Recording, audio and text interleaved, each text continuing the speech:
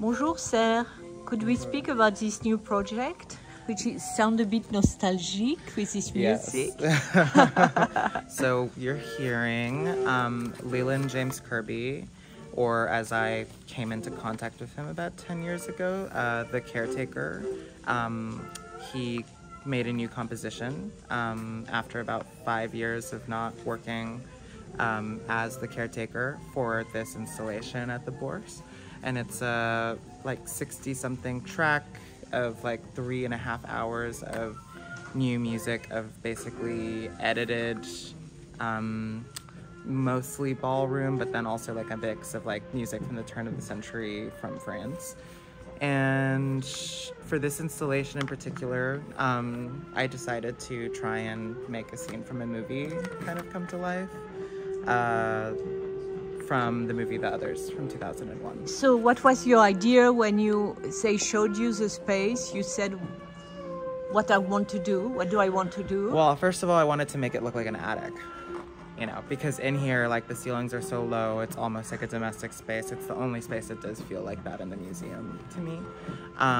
So I wanted to, first of all, strip the floors down. No exhibition at the Bourse so far has had exposed wood floors like it was, which I think works really well in these rooms and with the lighting. And then I changed the color of the walls also to be kind of like a more neutral, something that you could find in a living space. Yes. And I turned down the lights to this like kind of warm, like not for an exhibition, because I wanted the space to feel like it's in disuse. The show is a reference directly to a scene from 2001's The Others, starring Nicole Kidman, where she is living in a large manor in Jersey, the Isle of Man, during World War I, and her husband's off to war, and she doesn't have a house staff, and it's just her and her 2 kids, who the children kind of have an aversion to light. What's the movie? The Others. Okay. Yeah. By who? By, I always mess up his name. Yeah. One want to dance here, no? I mean, I think people will. People will eventually. So yeah, I mean. And so you were looking for the name of the director.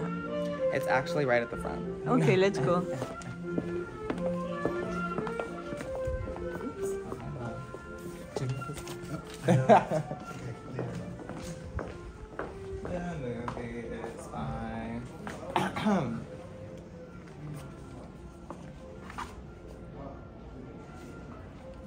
Well, we will find out later. Yes.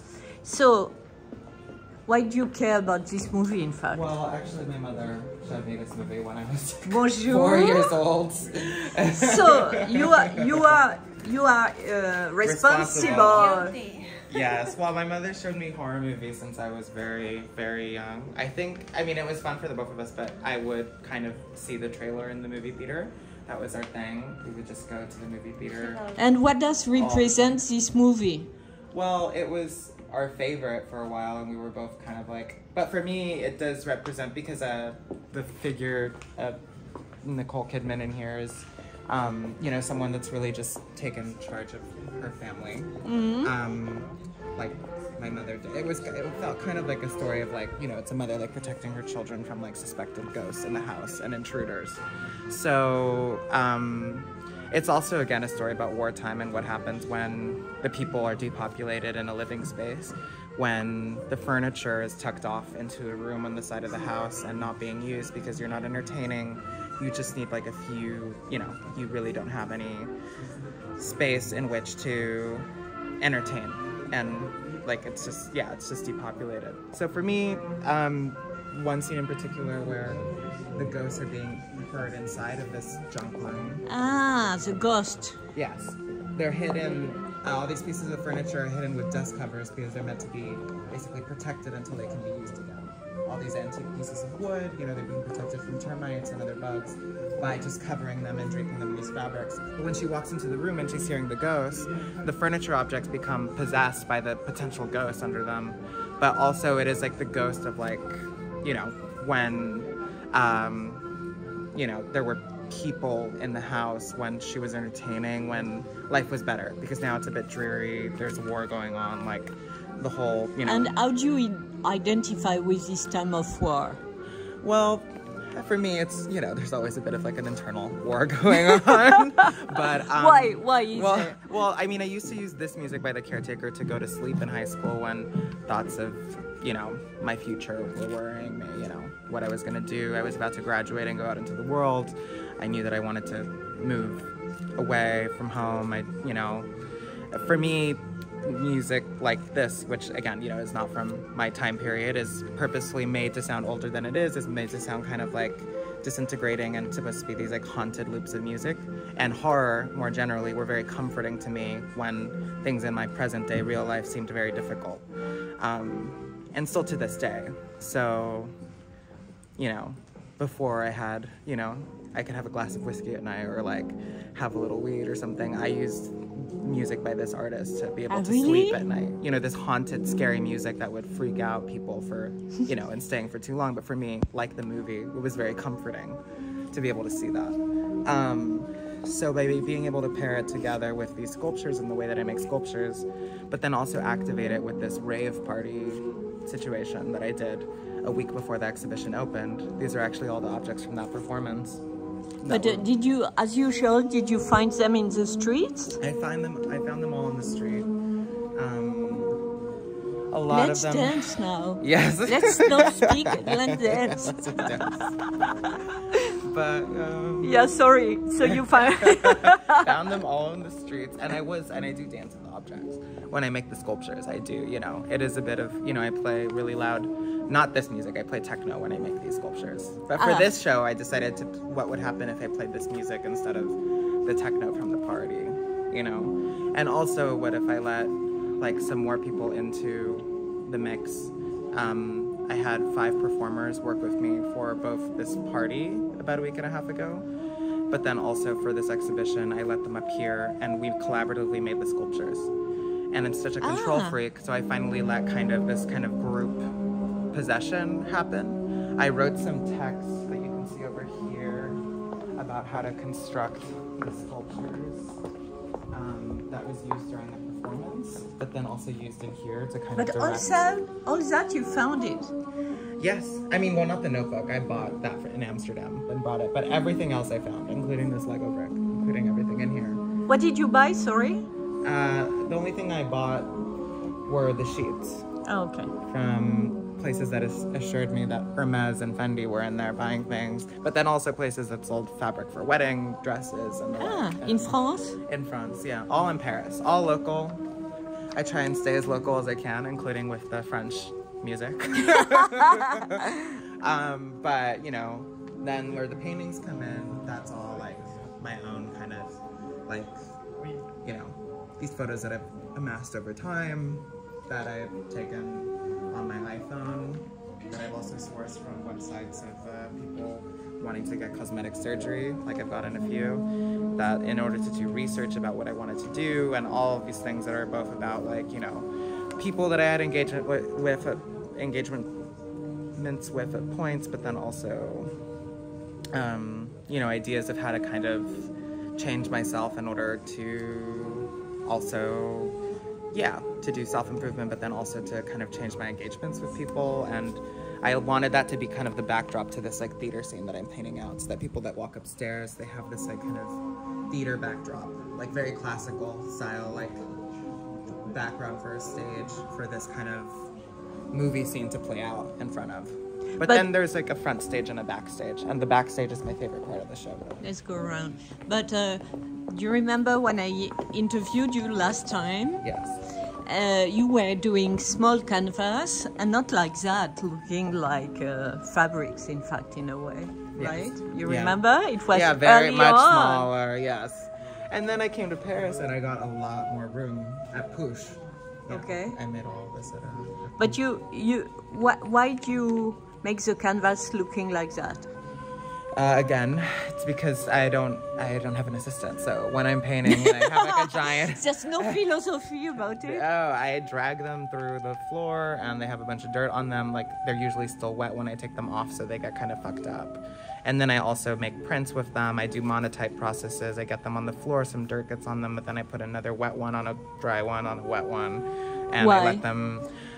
because I'm trying to be as rough as I am with my sculpture, because I have the most fluidity with my sculpture. And with the painting, it still felt like something that was too precious, and I needed to kind of fuck with them a little bit to get them to a point where I feel so confident about where they are now. But I also know that they could go a bit further, and my technique will get a bit better. But I also know that I just have to kind of like know where to push the limits. You need in a way to desacralize. Yes. the idea of sculpture and the idea of painting. Yes. And all that began with being a reception assistant at Gavin Brown. Yes. That's so funny. Yes. Cool, no? Well, yes. Could you tell us a bit about that? Well, yeah, I mean, after working for 2 galleries and doing like a bit of like that side, I just, realized like how much of like this kind of, I try to, first of all, that's why I try to make people that I work with, I try to make their job as easy as possible. I'm not precious. I do my installations usually like in 3-4 days. I'm not finicky. People can touch whatever they want. People can mess with the stuff. Oh, really? Because the thing is that I'm just, I'm trying to build up like a palette all the time that I can play with to like make these shows, but no one piece is more important than any other, and no one person in the process is more important than any other. I do like to have a lot of authorship at the end of the day, but for the sculptures in particular, this show was also an act of letting go, but then also letting like, the ghosts come out of whichever corner they could, especially, and also like this show just feeling for me just like really centered on the music as well, and that being somebody else's work completely, but a hero of mine and somebody that agreed to like lend their vision to this like kind of movie scene that I wanted to bring to life, I guess. And the sculpture, if no one are interested by them, will you throw them? I would like to. I don't think people are gonna let me at this point, but I would.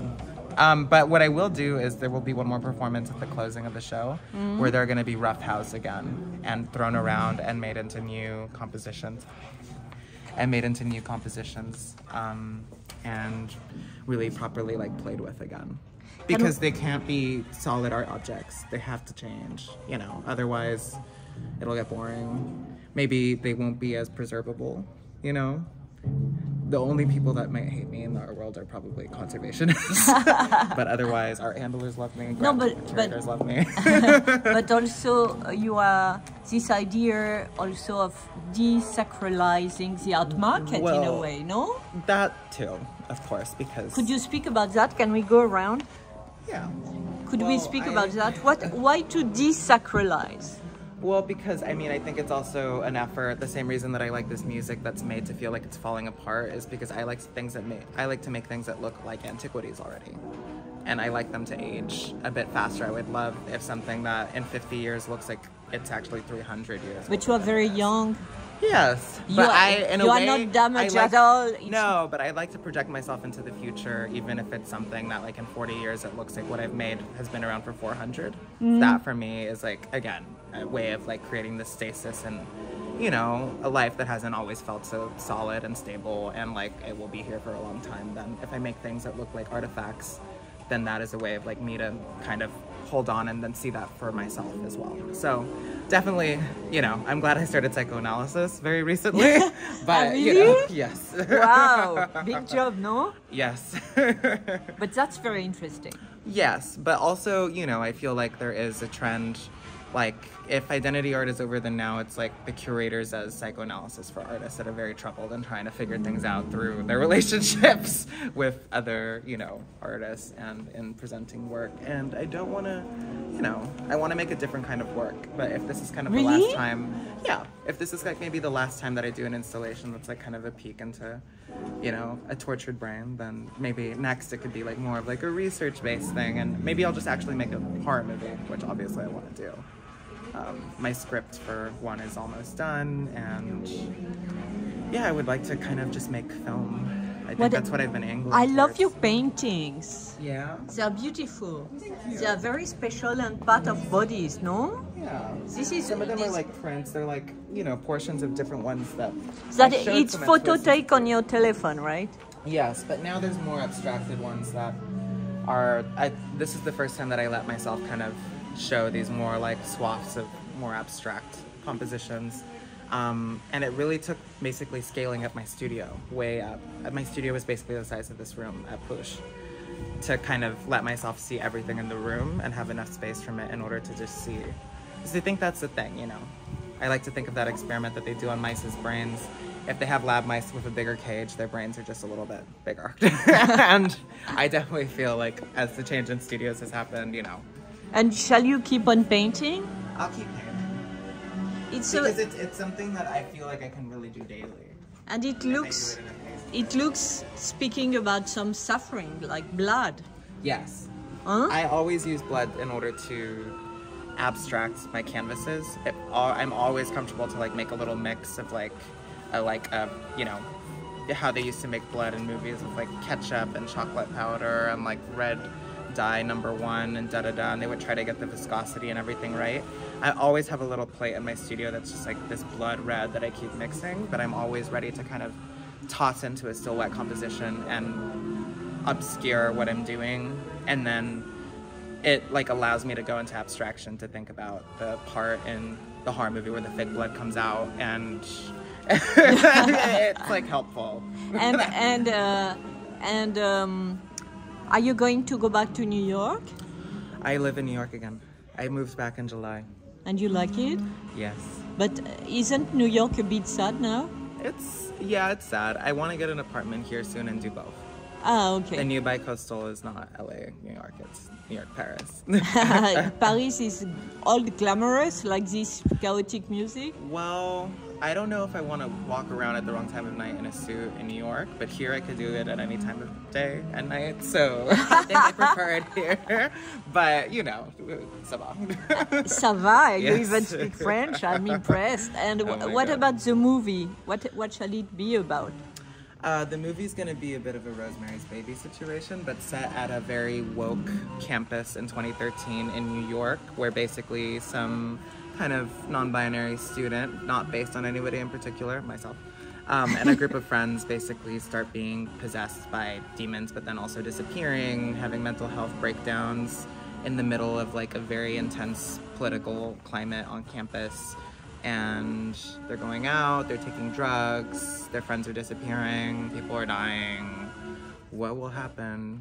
And people are paying attention to different aspects of why people are disappearing, but usually the most like politically like correct like aspect that they could take on it, not like the actual potential demon that's like, you know, possessing people, or a cabal that's doing something or another. So it's definitely going to be a bit of a but I think it's nice because it's kind of when I started college, and I guess it's more psychoanalysis for me. But if it's a film that other people could enjoy, I think a lot of film is, you know, directors processing things. Yeah, when shall you begin?